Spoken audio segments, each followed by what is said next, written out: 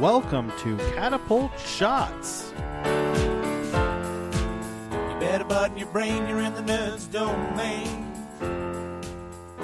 Come on in, it's about to begin. Hey everybody, and welcome back to Catapult Shots. I am Matt, and you're probably asking yourselves, what is Catapult Shots? So we don't normally do kind of this in this order. Normally, I would put out an episode 0, and we would explain the situation. But since this is going up in the Nerds Domain podcast feed, I thought that episode 0 would be kind of weird. So we did one for Smugglecraft. It was a great review. Rob did that. I'm going to be doing this one on role-playing game supplement. So Catapult Shots is going to be our short-form reviews. So hopefully 10 to 15 minutes explain to you what exactly we are playing and enjoying and what we're doing with our lives right now. And you're hopefully going to be getting them from a myriad of people. That's my plan, at least. We'll see how quickly we can get these out. This will be episode 2 of Catapult Shots, and we are going to talk about the Actung Cthulhu module called Shadows of Atlantis. This is something put out by Modiphius Entertainment. They make a great line of Actung Cthulhu products. So let's start there. Actung Cthulhu is a World War II supplement for Call of Cthulhu. The line, the game itself, suggests that the Nazis are aware of the mythos and are using the mythos to try and help them conquer Europe. So that's kind of the basis of it. There's a lot more to it. Of course, the Allies are working against it. Some, up on the up and up. Some not so much on the up and up. But Actung Cthulhu currently consists of the Keeper's Guide, the Investigator's Guide, some setting guide information for different settings in the war, 2 modules, this one and Assaults on the Mountains of Madness, and then a couple other periphery books that help you kind of get deeper into it. This book also, even though it runs on the 6th edition Call of Cthulhu line, this book is also built to run for Savage World, so that's important to keep in mind. So, Shadows of Atlantis posits the idea that Atlantis did exist. It was the successor, or the next country after Hyperborea fell, and something happened there, and the relics from that world helped, 1, shape our current world and civilizations from the past, and 2, can be put back together and become a very powerful thing. I'm going to say weapon. We'll see how that goes. I don't want to give away too much, but there are 330 pages in this book. I've got the PDF. So according to what I've got here, you're looking at 330 pages. That's solid material. And there's everything from a little bit of setting for each of the areas you play in, and there are quite a few. From Europe and the Mediterranean to South America to Asia, all the way to the Arctic Circle and Greenland.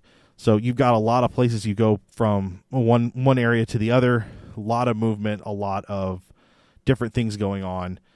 Definitely not a quick in and out adventure. We are getting ready to start running this on our Call of Cthulhu podcast, The Masks of Nyarlathotep, which is named after a super adventure called The Masks of Nyarlathotep.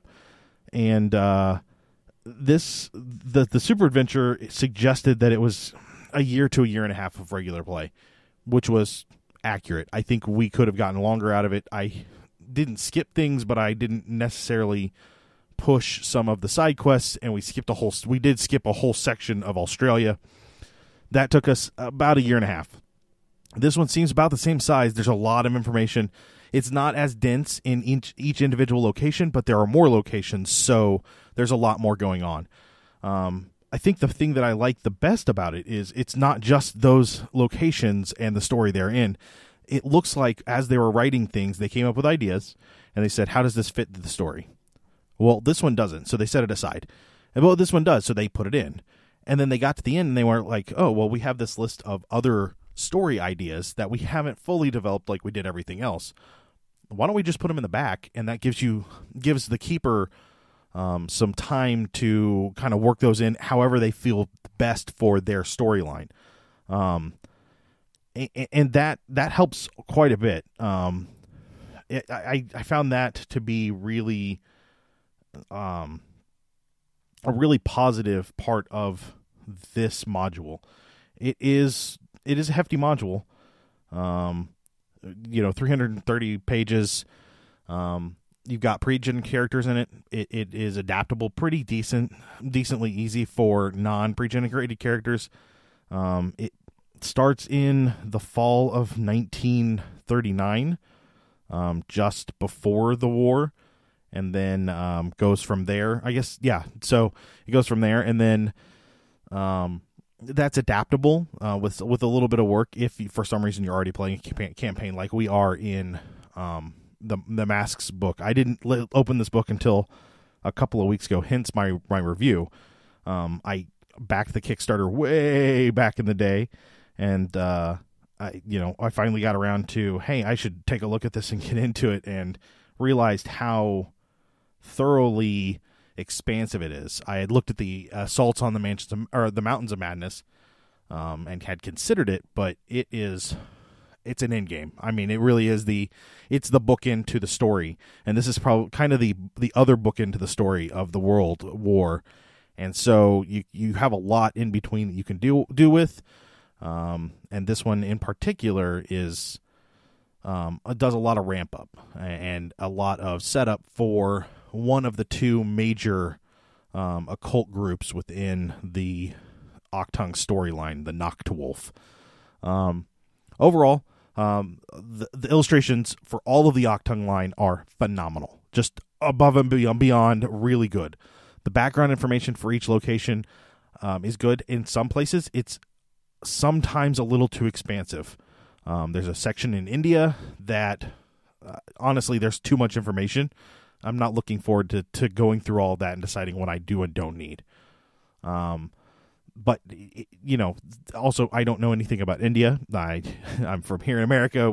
I've never been to India, and there's a lot of background information there that is important, and then also corresponds to the story and how that all works out. The pre-gen characters are pretty good. They're woven into the story pretty thoroughly, but they're not so woven that you can't find somebody else to put in there. And the hooks, the starting hook is good, and then they hook you again. So they start your characters off and hook you in, and then hook you in again at the end of that first, I'd say, chapter, I guess is what we would call it, the first section there in Vienna. It feels very much like a spy war game. So if that's something you're into, that's great. If it's Call of Cthulhu, so if you're into the Call of Cthulhu role-playing game and you like a little bit of World War II, that's great. I will say I have read a lot of commentary that not everybody's into the Nazis being into this eldritch evil. It takes them beyond and makes them less impactful. That may be the case for you, and your mileage may vary here for sure. I find it to be one more aspect of storytelling, so we're happy to use it. You can pick it up on PDF pretty easily, $19.99 through DriveThruRPG, or if you go straight to the Modiphius Entertainment website at modiphius.net, you can pick it up there for $16.99. That's all U.S. dollars. I think it was $12.99, £12.99 in English money, or British money. So you could pick it up there as well for that price if you happen to live in Britain. I personally am looking forward to buying the hardback. When I backed the Kickstarter for Actung Cthulhu 4 years ago, it's been a bit, I got all the PDFs, and I kick myself every day for not getting the hardbacks and the satchel. So this is definitely an expansive game. It's something worth picking up if you're into any of the things that it surrounds. I really like what it's got. I think that it offers a lot for the story, and it really does. So one of the things that my players are having some trouble with as we go through this game is yes, they're the Noctwolf, but what are they really doing? And they have yet to grasp the theme behind the Noctwolf, which, spoiler for our listeners at home, they're more technology-based, and all that technology is based on Atlantis. Whereas the other group, the Black Sun, is very heavy magic occult-based, and my group has yet to understand that there's a very thick, heavy line between the two, and they very much split. This will help my players hopefully help my players see the difference there. I guess we'll see. My players are always surprising me, so maybe they won't catch it onto it, and we'll be back in the same spot. I think they're going to do great. I'm looking forward to running this. I've spent hours prepping it. I think it's got a lot of great information, a lot of stuff that I'm going to write up and rewrite up to hand out. There are also handouts to cut out, so you can print those out and use those. Overall, I think it's a fantastic supplement. I've been impressed by the entirety of the line from Modiphius, and I'm very happy with that. You can check them out over at modiphius.net. They have some other lines for stuff like, little known things like Conan and Star Trek, and they just started the Fallout. They just announced the Fallout Minis line. So Modiphius is out there, and they definitely do pretty well with the products that they're given or that they create, like Actung Cthulhu. And then if any of this interests you that you want to listen to it, you can always check us out over at Masks of Nyarlathotep. That's on iTunes and Stitcher, and everywhere else you're going to find this, you'll find that as well. So, yeah, I think that's going to do us tonight. But check it out. Let us know what you think, and we will talk to you guys real soon.